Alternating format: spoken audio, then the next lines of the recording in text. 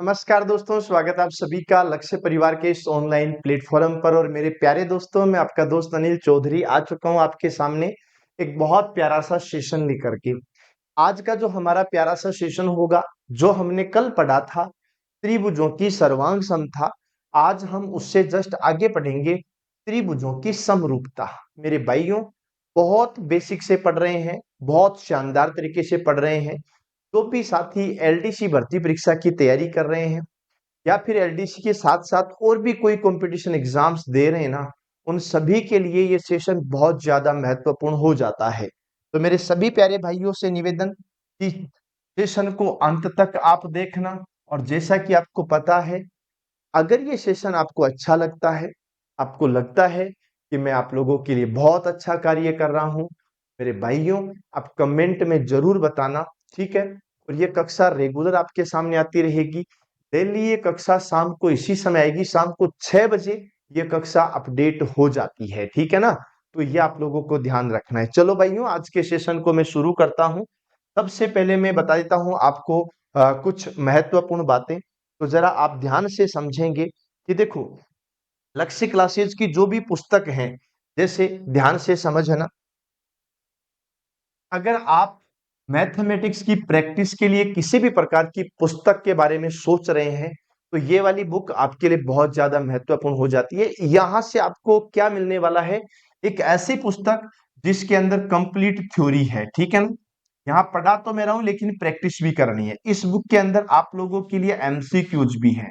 और इस बुक को बनाते समय हम लोगों ने पीवाईक्यूज है ना, उनको भी बहुत ज्यादा इसके अंदर इंक्लूड किया है।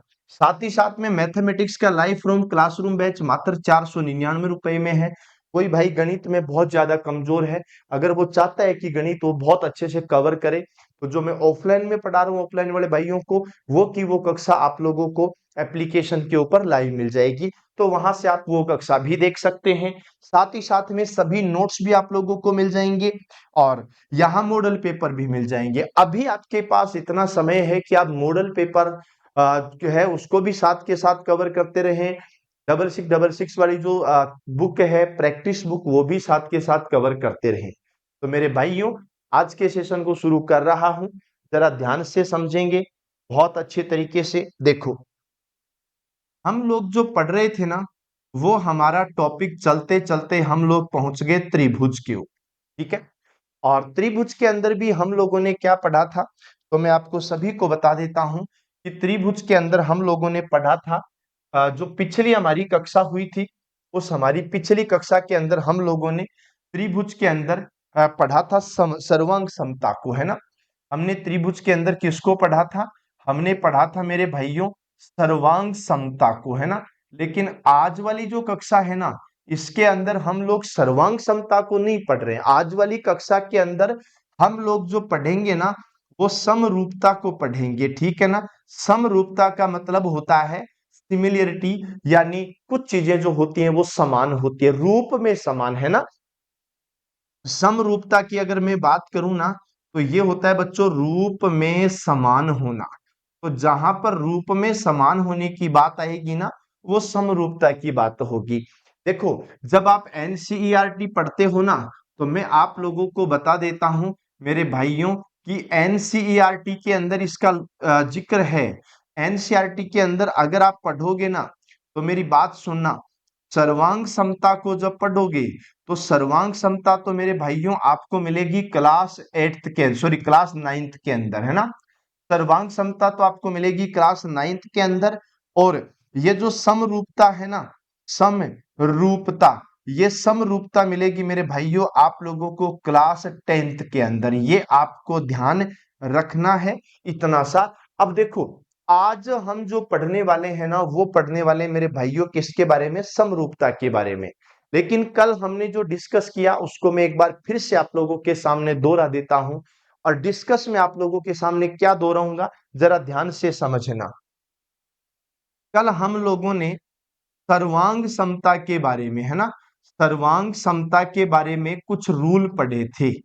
और कुछ रूल पढ़ते पढ़ते हमने क्या क्या रूल पढ़े, तो मैं एक बार आप लोगों को कल वाले रूल के बारे में थोड़ा सा डिस्कस कर देता हूं। क्यों डिस्कस कर रहा हूं, इसका कारण सुनो। जो रूल हम लोगों ने कल पढ़े थे ना, सेम टू सेम रूल आज भी आएंगे। आज वाले रूल कोई अलग नहीं है, सेम ही रूल आएंगे, पर एक फर्क रहेगा, वो मैं बता दूं, है ना। सर्वांग समता का हमने पहला रूल पढ़ा था, एस एस एस रूल। सर्वांग समता का भुजा भुजा भुजा नियम पढ़ा था। दूसरा हम लोगों ने क्या पढ़ा था सर्वांग समता में, एस ए एस पढ़ा था। और याद रखना मैंने क्या बताया था कि जब तुम्हारे पास दो अलग अलग त्रिभुज हो और दोनों अलग अलग त्रिभुज के अंदर पहले त्रिभुज की एक भुजा दूसरे त्रिभुज की एक भुजा, पहले त्रिभुज की दूसरी भुजा दूसरे त्रिभुज की दूसरी भुजा, और उन दोनों भुजाओं के अंदर वाला जो कोण अगर समान होता है तो वो त्रिभुज सर्वांग सम है। लेकिन कल हमने एक बात और कही थी, हमने कहा था एस ए एस है ना, ये एस एस ए रूल भी बना था। एस एस ए रूल का मतलब क्या होता है कि दो भुजाएं समान है ना, दो त्रिभुज हैं और दोनों त्रिभुज की संगत भुजाएं समान है, पहले की भुजा दूसरे की भुजा, पहली पहली भुजा समान दूसरी दूसरी भुजा समान। और इसमें तो क्या था कि दोनों भुजाओं के बीच वाला कोण समान होना चाहिए, और इसमें क्या है कि दो भुजा समान होनी चाहिए और तीसरा संगत कोण समान होना चाहिए, उससे कोई फर्क नहीं पड़ेगा कि वो कोण है वो कौन सा कोण है। तो था हम लोगों ने जो पढ़ा था यहाँ, साइड साइड साइड पढ़ा, एंगल साइड एंगल पढ़ा, साइड साइड एंगल पढ़ा। इसके बाद में हमने पढ़ा एंगल साइड एंगल, ये वाला रूल भी पढ़ा, है ना। और उसके बाद में हम लोगों ने पढ़ा था पांचवा, वो पढ़ा था राइट एंगल हाइपोटेनियस साइड, यानी ये हम लोगों ने पढ़ा था। ठीक है, आज अब देखो ये तो है किसके नियम, सर्वांग समता के नियम। अब मेरी बात को सुनो जरा ध्यान से समझो, साइड साइड साइड को साइड एंगल साइड, अब मेरी बात को समझना बहुत बढ़िया तरीके से आप समझेंगे। अब देखो एक चीज और याद रखो जो कल हमने पढ़ा, कल हमने पढ़ा साइड एंगल साइड, और साइड एंगल साइड से हमने बना दिया साइड साइड एंगल।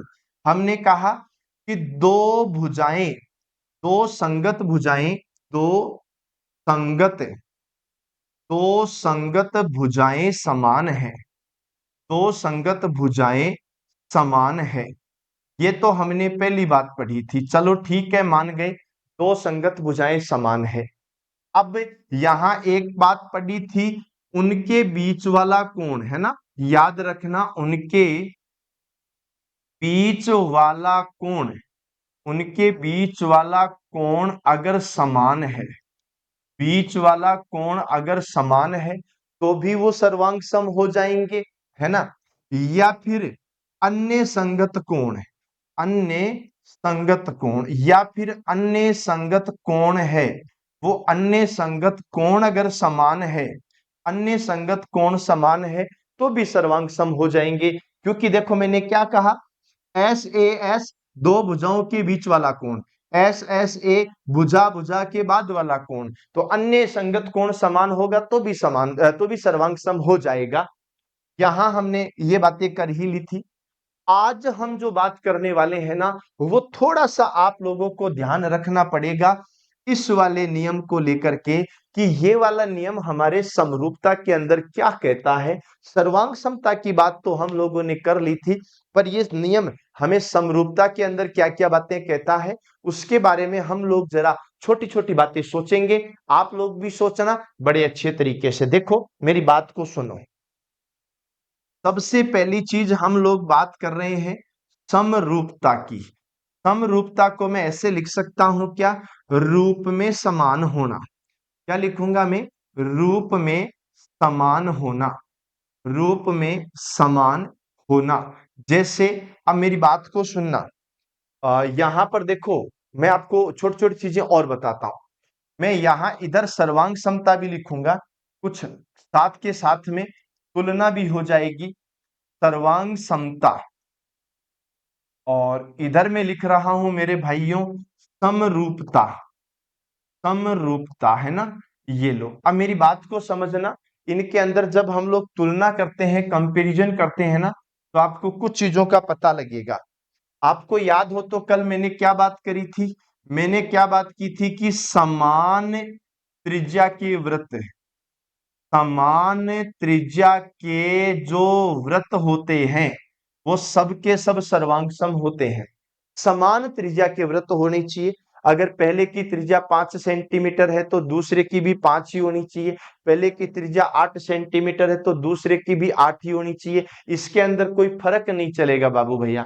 लेकिन याद रखना, अगर तुमको समरूपता देखनी है ना, तो समरूपता में हम लिखेंगे सभी प्रकार के वृत्त, है ना, सभी प्रकार के वृत्त। अब जहां पर बात, यहां पर बात क्या हो गई कि जितने भी वृत्त बनेंगे सब के सब समरूप होते हैं। अब इधर मैंने क्या बात करी कि समान त्रिज्या के वृत्त होंगे वो सर्वांग सम होंगे, क्योंकि समान त्रिज्या के वृत्त के अंदर जो कुछ होगा सब कुछ समान होगा, है ना। लेकिन सर्वांग समरूपता के अंदर हमने क्या बोला, सभी प्रकार के वृत्त। मेरी बात को समझना, जो मैं यहां आपको बताने वाला हूं छोटी छोटी चीजें हैं। अब देखो, ये मैंने एक सर्कल बनाया और ऐसा सेम टू सेम सर्कल मैंने यहां बना दिया। भाई ये दोनों सर्कल जो बराबर बराबर है ना, दोनों सर्कल जो एक दूसरे की फोटोकॉपी है, आपको पता है मैंने केवल कॉपी किया, मैंने अलग से कुछ नहीं किया।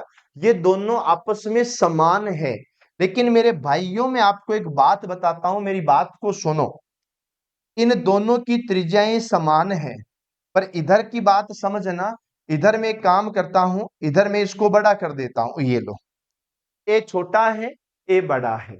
अब बात अगर सर्वांग समता की होना गाइज, तब तो सुनना, तब तो दोनों त्रिभुज सर्वांग सम है। लेकिन ये जो दो त्रिभुज है ना, ये बेटा सर्वांग सम नहीं है, इनको हम लोग बोलेंगे समरूप। तो मेरी बात को समझ लो, मैंने क्या कहा है, मैंने कहा है कि सर्वांग सम वो होते हैं तो सब कुछ सेम होते हैं, कुछ भी फर्क नहीं होता, 1% भी फर्क नहीं होता है, वो तो होते हैं सर्वांग सम। जैसे एक ही बैंक के दो एटीएम कार्ड, जैसे एक साथ बने हुए दो समान अमाउंट के सिक्के हों, जैसे एक महिला एक हाथ में एक ही रंग की दो चूड़ियां पहनती है, वो चूड़ियां, ये सब की सब चीजें क्या होती हैं, सर्वांग सम होती हैं, पर ये समरूप है। समझ गए मेरी बात। तो हमने क्या बात करी, देखो इसके ऊपर मैं इतना ज्यादा जोर काई को दे रहा हूं, मैं क्यों बार बार आपको एक एक बात पर कह रहा हूं कि जिस दिन आपसे प्रश्न पूछा जाएगा, तब आपसे बार बार ऐसे क्वेश्चन पूछे जाएंगे इस बात को लेकर के कि कौन सा कथन सत्य है, न कौन सा कथन असत्य है, न कौन सा सही है, न कौन सा गलत है, न ऐसी ऐसी बातें पूछेंगे ना, तब ये चीजें बहुत काम आएगी, है ना।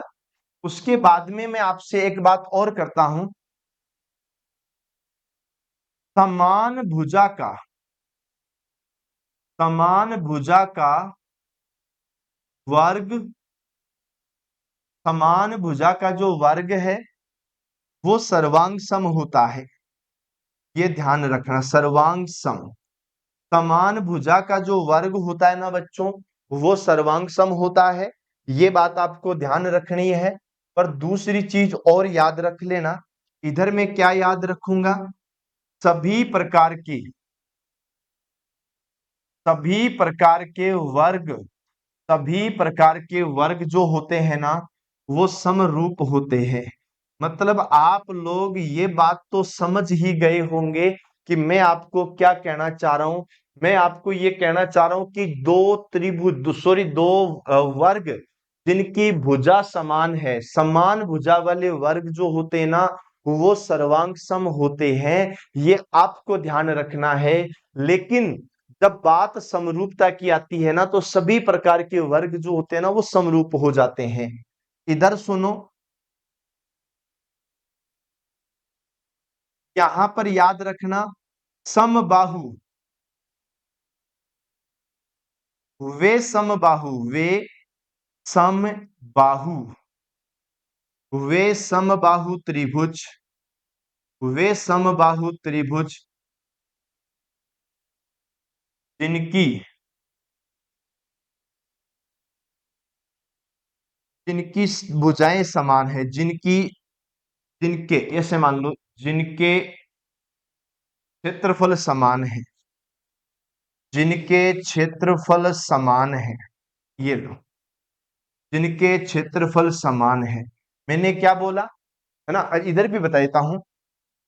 इधर मैंने लिखा सभी समबाहु, सभी समबाहु त्रिभुज, सभी समबाहु त्रिभुज जो होते हैं ना, वो होते हैं मेरे प्यारे भाइयों समरूप। तो आपको क्या ध्यान रखना है और इधर क्या याद रखना है? इधर याद रखना है सर्वांग सम। जैसे मैं आप लोगों को बोलूं कि भाई तुम किसी भी प्रकार का वर्ग बना दो, किसी भी प्रकार का वर्ग बनाओगे समरूप होगा। लेकिन इधर तो वर्ग बनाना है, पर वर्ग वो बनाना है जिनका क्षेत्रफल सेम हो, जिनकी भुजा सेम हो। इधर समबाहु त्रिभुज बनाना है, दो समबाहु त्रिभुज बनाओ, दोनों के दोनों समबाहु त्रिभुज सर्वांग सम होंगे। पर वो सर्वांग सम तब होंगे जब उनका क्षेत्रफल समान होगा। इधर समबाहु त्रिभुज कोई सा ही बना दो, वो सब के सब क्या होने वाले हैं? समरूप ही होने वाले हैं। मतलब मैं आप लोगों को एक बहुत बड़ी प्यारी सी बात और बताऊं क्या? सभी सर्वांग सम, सभी सर्वांग सम चित्र, सभी सर्वांग सम चित्र पहले से, सभी सर्वांग सम चित्र पहले से समरूप होते हैं, समरूप होते हैं। ये ध्यान रखना है। मैंने क्या कहा? भाई जो सर्वांग सम है जिसमें सब कुछ समान है, ऑलरेडी सब कुछ समान है, तो भाई वो तो समरूप तो पहले ही हो जाएंगे ना। ये एक एक लाइन ये याद रख लेना बच्चों, गलती नहीं करनी है। सभी सर्वांग चित्र पहले से ही क्या होते हैं? समरूप होते हैं। लेकिन याद रखना,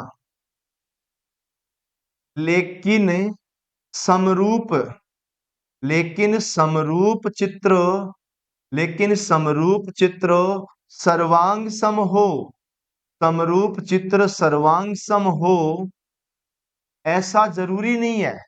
समरूप चित्र सर्वांग सम हो ऐसा जरूरी नहीं है। मतलब मैं आप लोगों से क्या कह रहा हूं कि जो सब कुछ समान है वो तो भाई साहब देखने में भी समान है। जिसमें सब कुछ समान है यानी जो सर्वांग सम है वो तो समरूप होगा ही होगा। पर मैं जो कह रहा हूं वो ये कह रहा हूं कि जो समरूप है वो पहले वो सर्वांग सम हो ही हो ऐसा जरूरी नहीं है। इतनी बातें याद रखनी है। अब मुझे एक बात बताओ बच्चों, अब तुम लाइव तो देख नहीं रहे हो, वरना तो मैं यूं बोल देता कि चलो बच्चों कमेंट के माध्यम से बताओ किसको समझ में आया। पर मैं आपसे इतना जरूर कह रहा हूं कि जब सेशन खत्म हो जाए तुम्हें लगे कि यार वास्तव में मजा आ गया है, तो मुझे जरूर बताना। बड़ा शानदार हमारा क्वेश्चन है, बड़ा शानदार तरीके से हम लोग पढ़ रहे हैं। मस्त तरीके से आप लोग भी पढ़ते रहना, और हर चीज आपको डिटेल से पढ़नी है, हर चीज आपको बेसिक से पढ़नी है। कभी भी किसी प्रकार की कोई दिक्कत होनी नहीं चाहिए। तो भाइयों अब मैं आगे बढ़ रहा हूं, ठीक है। अब आप लोगों के सामने आने वाले हैं समरूपता के गुण, या याद रखना एनसीईआरटी कहती है वैसे समरूपता, वैसे समरूपता की कसौटी। एनसीईआरटी क्या कहती है? समरूपता की कसौटी। कौन सी सोटी? कसौटी, ऐसे कहते हैं ना। तो ऐसे कहते हैं तो मेरे भाइयों याद रखना। मैं सबसे पहली चीज तो आपको अभी क्लियर कर देता हूं कि समरूपता के अंदर बार बार बताना नहीं पड़े बच्चों, दो चित्र बनेंगे। समरूपता बार बार नहीं बताना पड़े, सर्वांग समता हो या समरूपता, ये तुलना हो रही है। और तुलना की अगर मैं बात करूं तो चित्र जो बनेंगे वो दो बनेंगे, और दोनों चित्रों के बीच में आपस में हम लोग बात करेंगे। क्लियर है? तो देखो सबसे पहले, सबसे पहला क्वेश्चन है, याद रखना। सबसे पहली लाइन है साइड, साइड, साइड रूल। सबसे पहला रूल क्या है? तो हमने कहा पहला रूल है बच्चों साइड, साइड, साइड रूल। यानी हम लोग क्या बोलते हैं? हम लोग बोलते हैं बच्चों भुजा, उसके बाद में वापस भुजा, और उसके बाद में वापस भुजा, और ऐसा नियम बोलते हैं।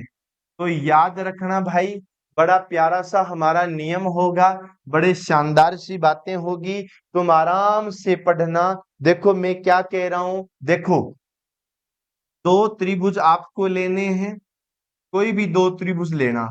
दो त्रिभुज जिनकी दो त्रिभुज जिनकी संगत भुजाओं का अनुपात, जिनकी संगत भुजाओं का अनुपात, याद रखना, संगत भुजाओं का अनुपात समान हो, संगत भुजाओं का अनुपात समान हो। अब याद रखना बच्चों, मैं फिर कह देता हूं, यहां पर मैंने ये नहीं कहा कि संगत भुजाएं समान हो, यहां पर मैंने ये कहा है कि संगत भुजाओं का अनुपात समान होना चाहिए, उनका रेशियो सेम होना चाहिए। मतलब मैं वापस इधर पीछे की तरफ आता हूं, तो यहां पर देखना, यहां पर अगर मैं कहीं लिखूं तो मैं लिखूंगा भुजा समान होनी चाहिए। यहां मैं लिखूंगा तो वो क्या बोलूंगा, भुजा समान होनी चाहिए। और यहां पर मैं लिखूंगा ना, तो मैं बोलूंगा बच्चों अनुपात समान होना चाहिए। यहाँ भुजा समान होने से मतलब नहीं है, यहाँ अनुपात समान होना चाहिए। ऐसी बात आप लोगों को ध्यान रखनी है। चलो जी, बढ़िया बात है, शानदार बात है, अच्छी बात है, तुम कोशिश करते रहो, हम जस्ट आगे और बढ़ते हैं ना, तो ये ध्यान रखना। अब जैसे मैंने यहाँ एक एग्जाम्पल भी ले लेते हैं हम लोग, भाई साहब साथ के साथ एग्जाम्पल लेते जाएंगे। ये देखो मैंने चित्र बनायो, और मैं भाई जी कॉपी करके ने एक चित्र और बना दियो। अब देखो, अभी मैंने एक चित्र के बाद कॉपी करके दूसरा चित्र बना दिया, सब कुछ सेम सेम सेम है। अब मैं ये नहीं कह रहा, मैं आपसे ये कहना चाहता हूं, इधर ध्यान दो, ये भुजा है 10 सेंटीमीटर, ये भुजा है 10 सेंटीमीटर, ये भुजा है 10 सेंटीमीटर, 10 10 10 हो गया। ये भुजा है 6 सेंटीमीटर, ये 6 सेंटीमीटर, ये 6 सेंटीमीटर, 6 6 6 हो गया। अगर इनकी भुजाओं का मैं अनुपात निकालता हूं ना बच्चों, तो इनकी भुजाओं का अनुपात आता है मेरे भाइयों 10 अनुपात 10 अनुपात 10, मतलब 1 अनुपात 1 अनुपात 1 ऐसे हो जाएगा। बोलो अनुपात सेम हुआ कि नहीं हुआ? अब याद रखना, जो अनुपात यहां लगेगा वो अनुपात यहां भी लगना चाहिए। मतलब मैं यहां पर बोलूंगा, जैसे मैंने बोला 6 अनुपात 6 अनुपात 6, ये देखो इधर भी अनुपात सेम है।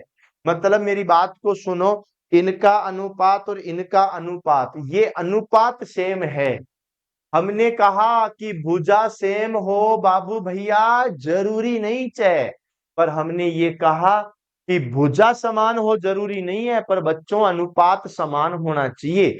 हम लोगों ने इस बात के ऊपर जोर दिया है, ये आप लोगों को ध्यान रखना है। शानदार है, जबरदस्त है, मजेदार है, और मैं तो खूब चालबाज हूं भाई साहब, ठीक है। तो रूल नंबर 1 आपका क्लियर हो गया, साइड साइड साइड। अब मेरा अगला रूल जो आता है ना, वो आता है rule number 2, side angle side rule. क्या बोला हमने? Side angle side rule. मतलब याद रखना, दो संगत भुजाओं का अनुपात सेम है। समझो समझो समझो, दो संगत भुजाओं का अनुपात सेम है, और उन्हीं संगत भुजाओं के बीच बनने वाला कोण समान है। ठीक है, मेरी बात को सुनेंगे, और मुझे पता है सभी लोग सुनेंगे। और मैं आप सभी को यह भी कहना चाहूंगा कि ये जो कक्षा आपकी हो रही है ना, इसकी अगर आपको पीडीएफ चाहिए, तो पीडीएफ आपको मिलेगी लक्ष्य जूनियर के टेलीग्राम चैनल पर, जिसका लिंक इसके डिस्क्रिप्शन में दिया हुआ है, वीडियो के डिस्क्रिप्शन में। तो मैं मस्त तरीके से होके देखना है। क्लियर है बच्चों? अब सुनो, इसको मैं क्या लिख सकता हूं, तो इसको मैं लिखने वाला हूं, साइड का मतलब होता है बच्चों भुजा। याद रखना, हमने क्या लिखा? भुजा कोण भुजा नियम, भुजा कोण भुजा नियम, ये आपका होने वाला है। चलो, भुजा कोण भुजा नियम को हम लोग जरा ध्यान से समझे पढ़ें। देखो क्या कहता है, जब दो त्रिभुज जब दो त्रिभुज जब दो त्रिभुज जिनकी दो त्रिभुज जिनकी संगत भुजा, दो त्रिभुज जिनकी संगत भुजाओं का अनुपात, संगत भुजाओं का अनुपात जो है, संगत भुजाओं का अनुपात जो है वो समान हो, संगत भुजाओं का अनुपात है वो समान हो, तथा तथा उन्हीं तथा उन्हीं भुजाओं से, उन्हीं भुजाओं से बनने वाला, उन्हीं भुजाओं से बनने वाला कोण समान हो, उन्हीं भुजाओं से बनने वाला कोण समान हो। देखो मेरी बात को सुनो, मैं आप लोगों से जो कह रहा हूं, जो समझाना चाहता हूं, वो मैं ये समझाना चाहता हूं बच्चों कि हमने दो त्रिभुज बनाए। देखो, एक मैंने ये त्रिभुज बनाया और एक मैंने देखो ये त्रिभुज बनाया। वैसे तुम्हें देखोगे ना, ये देखो ये मैंने बना दिया, ठीक है। इसको मैं थोड़ा सा छोटा भी कर देता हूं कि हमें कोई प्रॉब्लम नहीं है। ये हो गया। अब मेरी बात को समझना, ये भुजा 10 सेंटीमीटर है और ये भुजा 15 सेंटीमीटर है, ठीक है। ये भुजा 10 होगी, ये भुजा 15 हो गई, ये भुजा 12 सेंटीमीटर हो गई और ये भुजा 18 सेंटीमीटर हो गई। इनके बीच का ये जो कोण है, ये कोण 50 डिग्री का हो गया बच्चों, और ये कोण भी 50 डिग्री का हो गया। अब मेरी बात को समझना, इनके देखो इस भुजा के संगत, इस भुजा के संगत भुजा ये होती है या नहीं है? तो एक बात सुनो मेरी, ये भुजा इधर 10 है, इधर 15 है। 10 और 15, इन दोनों का अगर मैं अनुपात निकालूं तो 5 का भाग 2 बार जाएगा, 5 का भाग 3 बार जाएगा। इनका अनुपात 2:3 आया। इधर निकालूं मैं तो 12 का अनुपात और 18 का जब मैं अनुपात निकालता हूं ना बच्चों, 12 और 18 का, तो देखो 6 का भाग 2 बार जाता है और 6 का भाग 3 बार जाता है। ये 2:3 हो गया। अब मेरी बात को समझो, इधर भी 2:3 है और इधर भी 2:3। अगर तुम यहां कुछ सोचे समझे बिना सर्वांग सम का नाम ले देते, समरूप नहीं, सर्वांग सम का नाम ले देते, तो मैं क्या कहता, अगर ये भुजा 10 है तो बच्चों ये भी 10 होनी चाहिए, और अगर ये भुजा 15 है तो ये भी 15 होनी चाहिए। पर ना बाबू ना, यहां तो हम किसकी बात कर रहे हैं? समरूपता की बात कर रहे हैं। तो अनुपात समान होना चाहिए। इधर भी एंगल 50 है, इधर भी एंगल 50 है और इधर भी एंगल 50 है। एंगल 50 तो हो जाना चाहिए। पर मैं आपको एक बात और बताऊं क्या, यहां जरा ध्यान से समझो, साइड साइड के बीच में एंगल बन गया। मेरी बात समझ में आ रही है? क्या कहा मैंने कहा साइड साइड के बीच में एंगल बन गया। ये वाला एंगल जो है वो 50 का है और ये वाला एंगल जो है वो 50 का है। मैं खूब बाबू भैया एक काम और सोच के देखो, मैं आपको है ना ये सेम टू सेम डायग्राम में इधर और ले लेता हूं। ये देखो बोर्ड बड़ा है, मजा आ गया होगा आप लोगों को। ये देखो मैंने यहां लिया, तो यहां पर देखना, जरा ध्यान से समझोगे, ये जो 50 था ना, ये 50, मैं कह रहा हूं ये वाला 50 कर दो, और इधर भी मैं कह रहा हूं कि गाइज ये वाला न करके ये वाला कोण 50 कर दो। इसका मतलब क्या हुआ, एक बार के लिए समझो। वैसे तो 50 यही है, वैसे तो 50 तो यही है। देखो मैं कलर से वापस लिख देता हूं, है ना। ये ध्यान रखना, ये 50 है तो ये भी 50 है। पर मैं क्या कह रहा हूं कि तुम ऐसा मत करो ना, तुम ऐसा मत करो, तुम ये वाला और ये वाला 50 कर दो। मैं जो कहना चाह रहा हूं उसको समझना बच्चों, बड़ी प्यारी बात कह रहा हूं। साइड साइड के बीच वाला एंगल, साइड साइड के बीच वाला एंगल, साइड साइड के बीच वाला एंगल अगर समान होता है तो समरूप होगा। लेकिन साइड साइड के बीच वाला न होकर के बाद में कोई एंगल होता है। मेरी बात को सुनो, जो मैं आप लोगों को कह रहा हूं, मतलब ये जो नियम बना ना, ये नियम कौन सा बना कि पहले त्रिभुज की एक भुजान, दूसरे त्रिभुज की एक भुजा, पहले त्रिभुज की दूसरी भुजान, दूसरे त्रिभुज की एक भुजा, और उसके बाद में कोण। बेटा याद रखना, सर्वांग समता के अंदर तो ये सही माना जाता है, पर बच्चों समरूपता में सही नहीं होता है, क्योंकि समरूपता में तो अनुपात के ऊपर डिस्कस करते हैं। ये ध्यान रखना, ये जो नियम मैंने बताया ना, ये नियम मेरे भाइयों सर्वांग समता, ये नियम सर्वांग समता के अंदर तो जो क्या होता है, सही होता है। लेकिन ये सेम नियम अगर तुम लोग कहीं और चेक कर लेते हो, समरूपता के अंदर है, तो भाई साहब वहां नहीं होता। सर्वांग समता अलग चीज होती है न समरूपता अलग चीज होती है। ये गलत हो जाएगा बाबू भैया, गलत हो जाएगा। ये रूल नंबर हमारा 2 था। चलो बच्चों, अब हम लोग आगे बात करते हैं।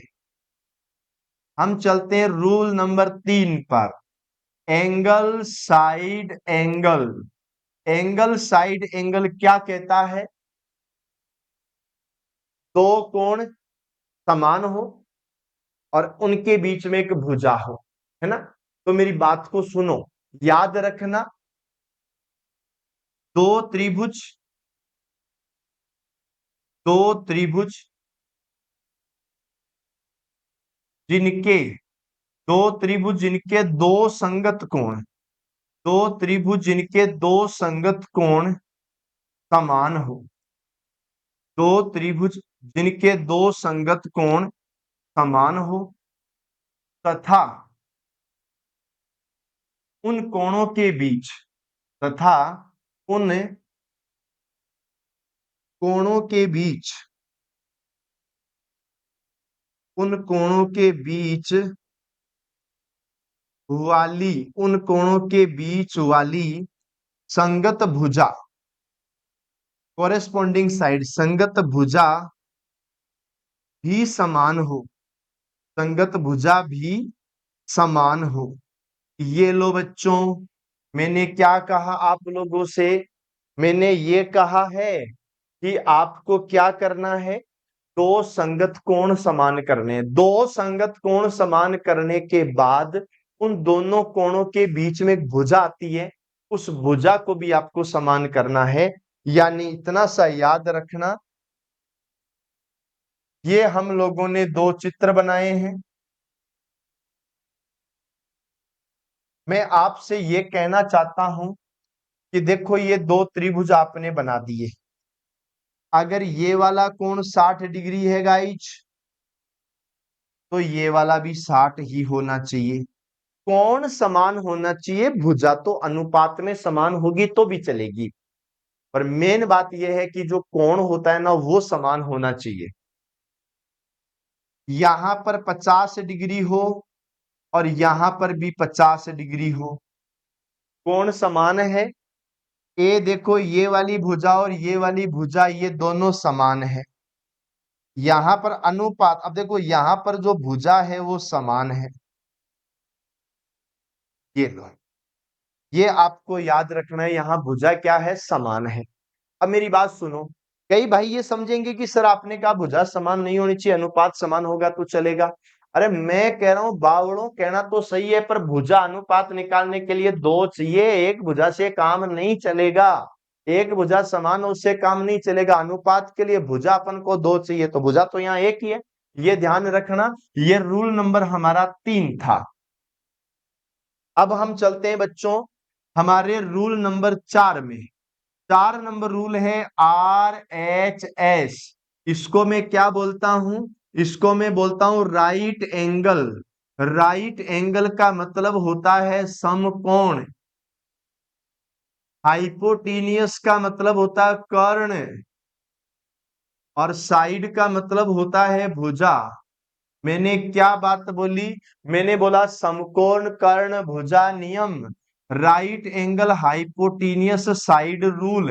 ये लो बच्चों, चलो हम इसके बारे में सोचते हैं। और मैं तो कहूं बाबू भैया, इतना सोचो, इतना सोचो कि आपका क्वेश्चन गलत नहीं होना चाहिए। बस उसके बाद मामला हम लोग सेट कर देंगे, तुम्हें टेंशन भी नहीं लेनी है। तो इधर देखो, आपको दो समकोण त्रिभुज लेने हैं। मैं इसका नियम लिख देता हूं, है ना। दो समकोण त्रिभुज, दो समकोण त्रिभुज, दो समकोण त्रिभुज जिसमें, दो समकोण त्रिभुज जिसमें पहले, जिसमें पहले त्रिभुज का कर्ण, पहले त्रिभुज का कर्ण वह एक भुजा, पहले त्रिभुज का कर्ण वह एक भुजा का, एक भुजा का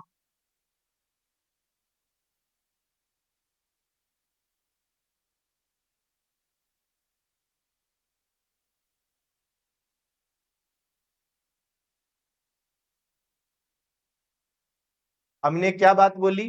दो समकोण त्रिभुज जिनमें पहले त्रिभुज का कर्ण और एक भुजा का वही अनुपात हो, का वही अनुपात हो, का वही अनुपात हो जो दूसरे त्रिभुज, जो दूसरे त्रिभुज में, जो दूसरे त्रिभुज में एक भुजा, जो दूसरे त्रिभुज में कर्ण तथा एक भुजा का अनुपात हो, कर्ण तथा एक भुजा का अनुपात हो, भुजा का अनुपात हो। बोलो यहां तक किसी प्रकार की कोई दिक्कत है क्या? मतलब मैं जो आपको कहना चाह रहा हूं ना भाई साहब, ये छोटी छोटी बातें तुम्हें पता है, छोटी छोटी बातें बहुत बड़ी बन जाती हैं। कब बन जाती हैं? देखो, मैंने समकोण त्रिभुज बनाना है, याद रखना। ये मैंने एक समकोण त्रिभुज बनाया और सेम टू सेम मैंने इधर और चिपका दिया। अब मेरी बात को सुनो बच्चों, ये क्या कहना चाहता है, इसकी कहानी को समझे।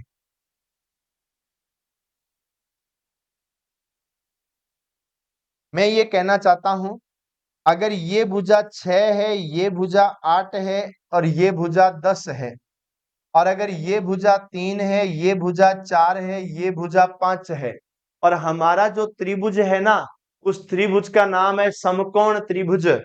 बच्चों ये है 90 डिग्री, समकोण है तो सीधी सी बात है 90 डिग्री तो होगा ही होगा ना। ये लो 90 डिग्री। अब मैंने क्या कहा, मेरी बात को तुम सुन लो सभी साथी, है ना। मेरी बात को तुम पहले सभी साथी सुनो। जो मैंने कहा एक तो कर्ण ले लो और एक भुजा ले लो।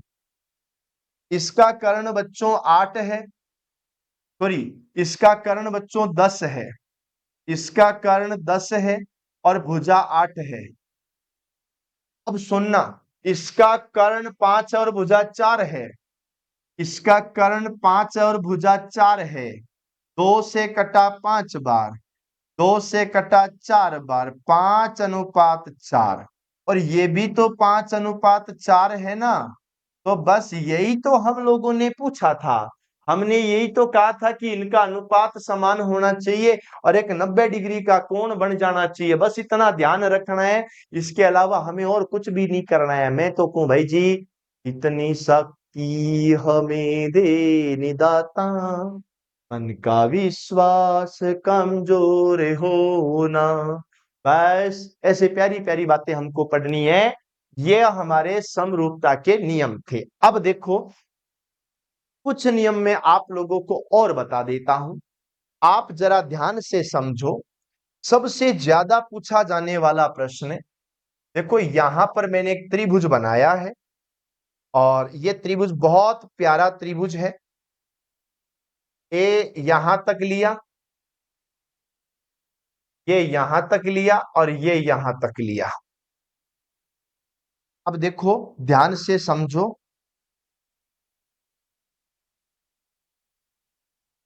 इस भुजा का नाम ए है, इस भुजा का नाम बी है, इस भुजा का नाम सी है, इसका नाम ओ है। अब हम इसको तो कर देते हैं साइड में और हम हमारी कहानी लिख देते हैं। जब त्रिभुज के जब त्रिभुज के तीनों कोणों के जब त्रिभुज के तीनों कोणों के